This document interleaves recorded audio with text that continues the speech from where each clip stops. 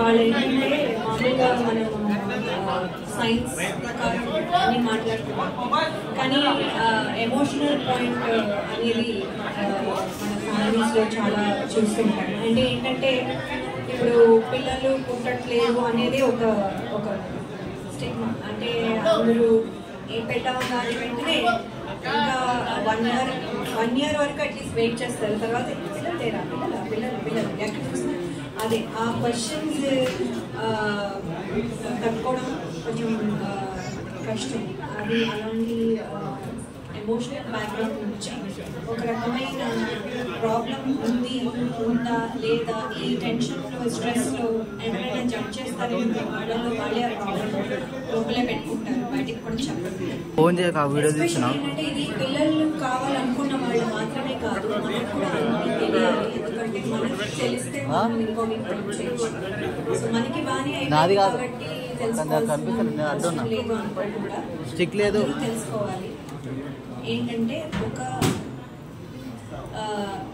Diabetes, blood BP అంటాం కదా, BP sugar, ఇవన్నీ ఎంత కామన్ మెడికల్ ప్రాబ్లమ్స్, ఇది కూడా అంతే కామన్. సో వెళ్ళి ఎక్స్పర్ట్ అడ్వైస్ వెంటనే తీసుకుంటే కొన్ని ఇయర్స్ సేవ్ అవుతాయి. కొంతమంది అవుతాయి ఇయర్స్ వరకు వెళ్ళరు, బికాస్ నాకేం లేదు అని అనుకుంటారు. లేకపోవచ్చు, ఉందో లేదో చెక్ చేసుకుంటే మంచిది. మనం చిన్న దగ్గు జలుబు వస్తేనే, మనం ఫీవర్ వస్తేనే, హెడేక్ వస్తేనే కొంచెం ఒకలాంటి గూగుల్ చేసేసి అన్నీ చదివేసేసి నాకు ఇంకేదో అయిపోయింది, క్యాన్సర్ కూడా వచ్చేసింది అనుకుని డాక్టర్కి వెళ్ళిపోయే వాళ్ళు కూడా ఉన్నారు. అలాంటిది ఈ ప్రాబ్లం వచ్చినప్పుడు ఎవరు వెళ్ళడం లేదు. సో మనం చెప్పాలి, ఇట్స్ ఓకే, వెళ్ళండి, తొందరగా అడ్వైస్ తీసుకొని, ఏమీ లేకపోతే మంచిదే. కాబట్టి అది ఫస్ట్. అండ్ మనం ఇప్పుడు మేడం చెప్పినట్టు 95% విమెనే వస్తున్నారు. అలా కాకుండా మనము ఒక కిడ్ కావాలి అనుకుంటే, ఒక కిడ్ అంటే కపుల్స్ కదా, పేరెంట్స్ అంటే it's not just mother, parents అంటే మదర్ అండ్ ఫాదర్. సో అలాగే మదర్ అండ్ ఫాదర్ అవ్వబోతున్న కపుల్స్ ఎప్పుడు కలిసి వెళ్ళి చెక్ చేసుకుని ఎవరి దగ్గర ప్రాబ్లం ఉందో లేదో ఒకసారి చూసుకుంటే తప్పేం లేదు. అది ఆ అవేర్నెస్ రావాలి, ఆ స్టిగ్మా లేకుండా ఒక ఎంపవర్మెంట్ రావాలి కపుల్స్లో. సో అది ఒకటి ఇష్యూ అవుతే.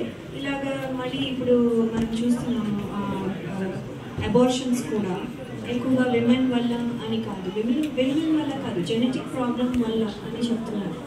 సో ఆ genetic problem could be also from the father. కాబట్టి సో మదర్ ఒకటే రెస్పాన్సిబుల్ చేయకుండా ఉండడం కూడా మన రెస్పాన్సిబిలిటీ.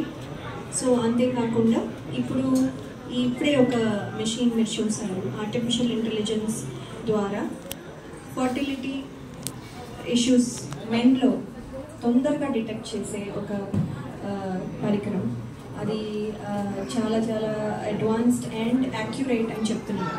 సో 6 minutesలో తెలిసిపోతున్నాయి ఎవరికి ప్రాబ్లం ఉందని.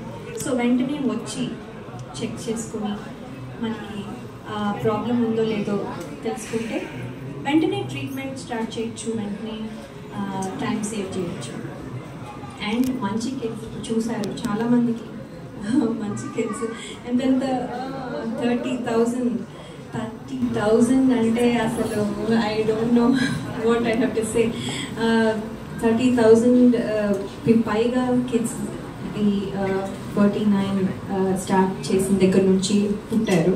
సో ఇంకా ఈ ప్రాసెస్ ఇంకా ముందుకెళ్ళాలి. అండ్ ఏంటంటే ఇక్కడ ఇద్దరు కలిసి రావాలని స్ట్రెస్ చేస్తున్నాను, ఆ పాయింట్ స్ట్రెస్ చేస్తున్నాను. అండ్ 20,000 ఫ్యామిలీస్కి పైన హెల్ప్ చేశారు అని వింటున్నాము. అండ్ దెన్ అంతేకాకుండా ఇప్పుడు దీని ద్వారా ఇంకా చాలామందికి హెల్ప్ చేయబోతున్నారు. సో మనం అందరము ఈ వర్డ్ని స్ప్రెడ్ చేసి ఒక్కొక్కరికి, అంటే ఇప్పుడు మేము చెప్పేదానికంటే మీరు చెప్పేది ఎక్కువగా ఫాస్ట్గా వెళ్తుంది. సో రిక్వెస్ట్ మీడియా మెంబర్స్ అందరికీ ప్లీజ్ ఈ వర్డ్ని అందరికీ స్ప్రెడ్ చేసి అవేర్నెస్ క్రియేట్ చేయాలని కోరుతున్నాను.